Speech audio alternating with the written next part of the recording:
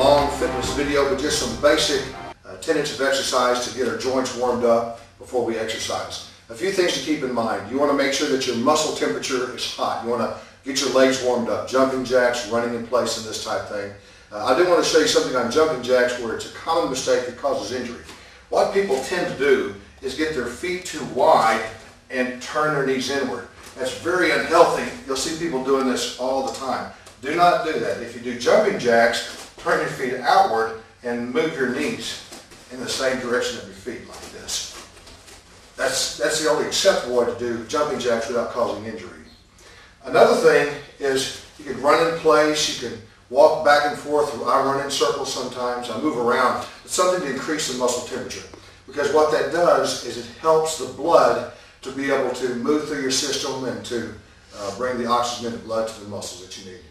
Another thing is after sleep, especially when you wake up, you've been fasting from exercise, which means you've been laying still for 6 or 8 hours or longer, and the synovial fluid in your joints retracts back into the cartilage of your joint. And if you don't have enough synovial fluid in movement, and your knees are not warmed up, and your ankles and your wrists and elbows, it'll cause a lot of joint pain.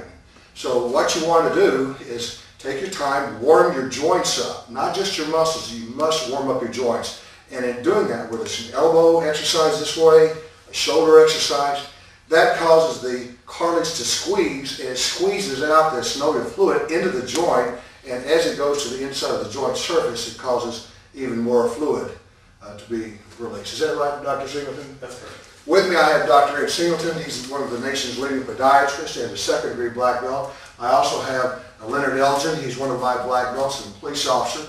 We're going to work on some basic exercises. We're not going to be in this program doing very high kicks, but just like you want to be able to run 10 miles, though you may only be training for a 1-mile race, we're going to learn to kick higher.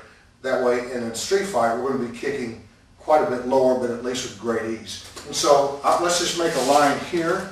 We'll start with some basic warm-ups. We'll just run